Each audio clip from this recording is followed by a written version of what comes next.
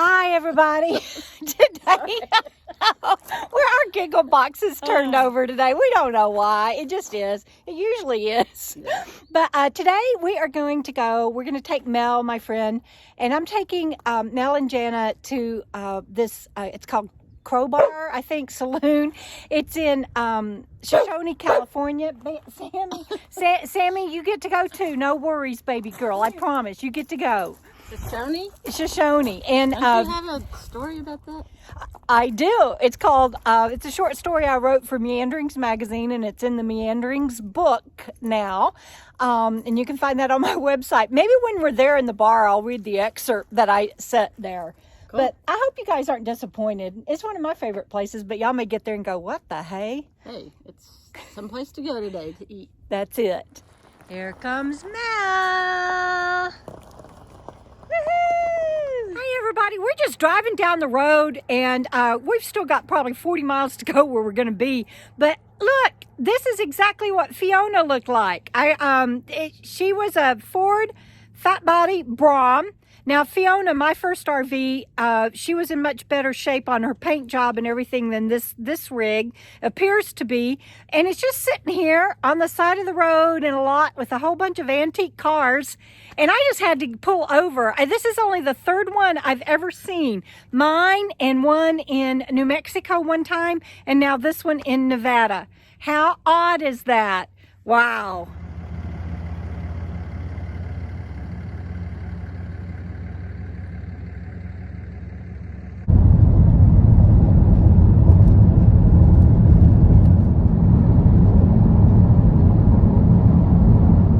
Here at the famous Amargosa Opera House. It is reportedly haunted, and this is a memorial to Martha Beckett. You can look it up, but she ran this opera house forever, and I don't know whether it's haunted or not, but people say it is. Across the street at the intersection, we're at Desert Valley Junction. There is a house that has all kinds of costumes and stuff in it that they wore back in the day.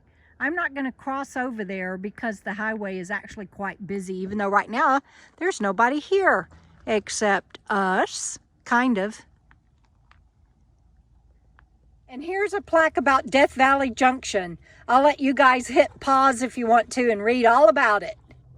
So we're about to leave, and Jenna's like, wait, what? We're not going to try to go into the opera house? She's like, that's the only reason I got out of the truck. What does it say, Jenna? There's a photography policy. We allow photography on the premises with the following exceptions. No commercial photography. Well, I'm not doing commercial photography. Anybody in the world will tell you my channel is not pro. It was originally built in 1924. The original name of the facility was Corkwell Hall.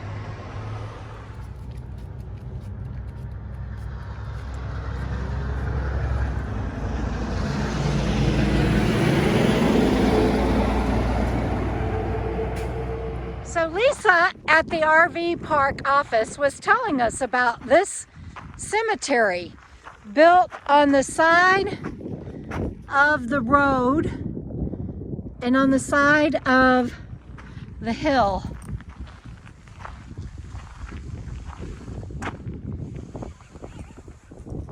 Gotta love the desert.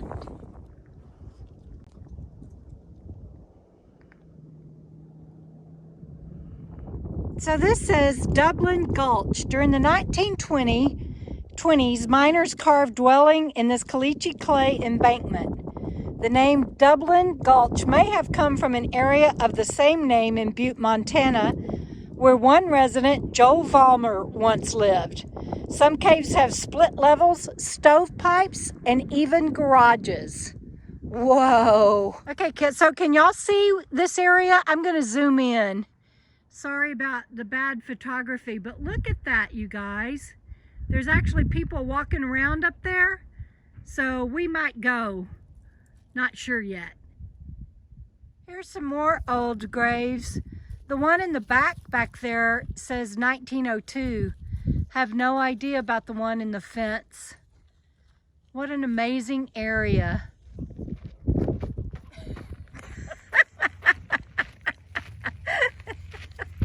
Be careful though.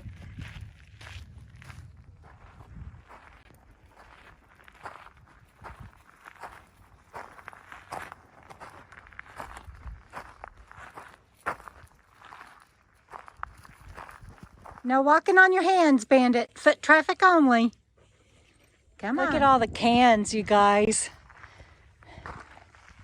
From the miners and back in the day. Did you go in? Well, there's not really an inn. Oh, there's not? No. It just looks like it? Yeah. Let's go see. Back wall right here. Oh my goodness. Dead end, dead end, dead end, dead end, dead end. Dead end, dead end, dead end. Hey, look, Randy, dead end camp. It's just brittle clay, isn't it? Yeah. We made it to one of the cliffs that has a lot of dwellings in it, including an outhouse.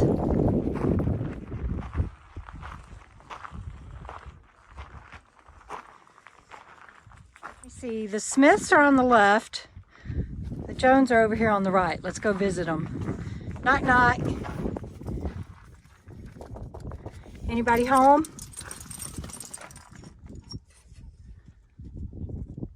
The Smiths are fancy.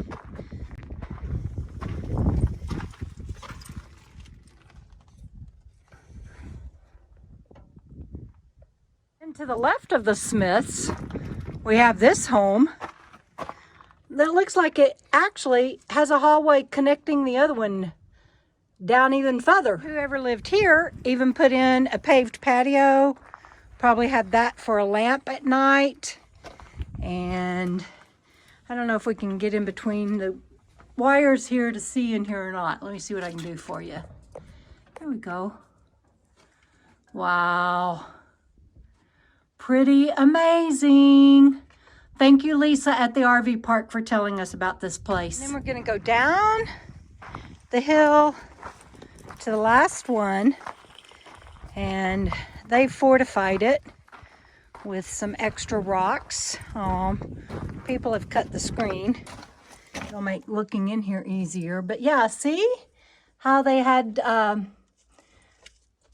connecting passages underneath here.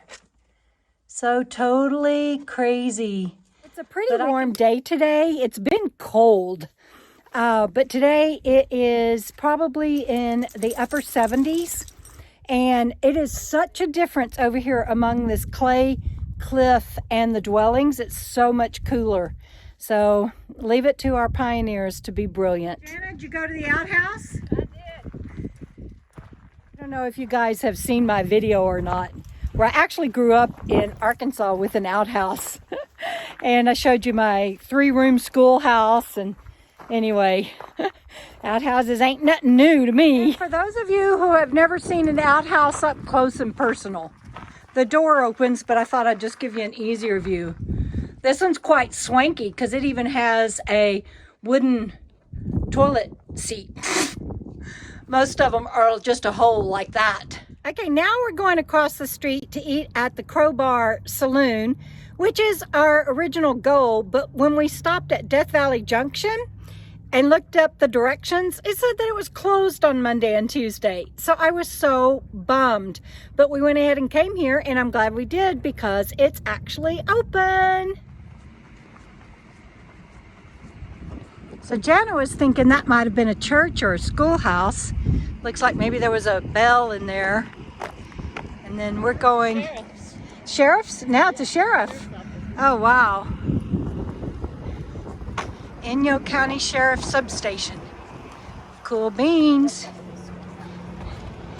And then I had a story that was set here at the famous Crowbar Cafe Saloon.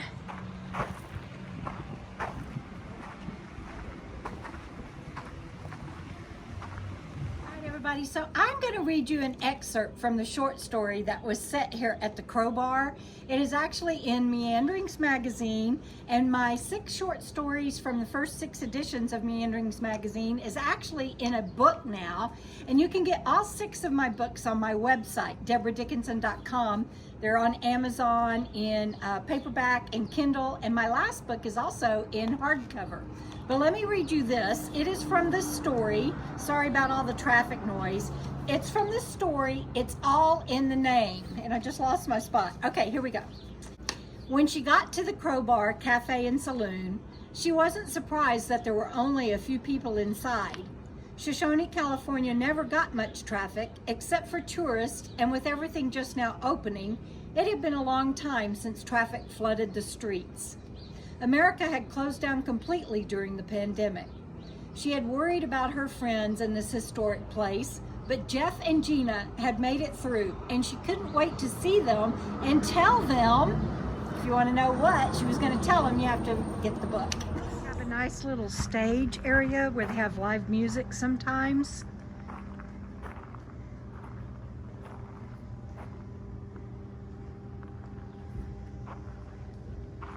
I love this place. I'm gonna sneak up on the girls.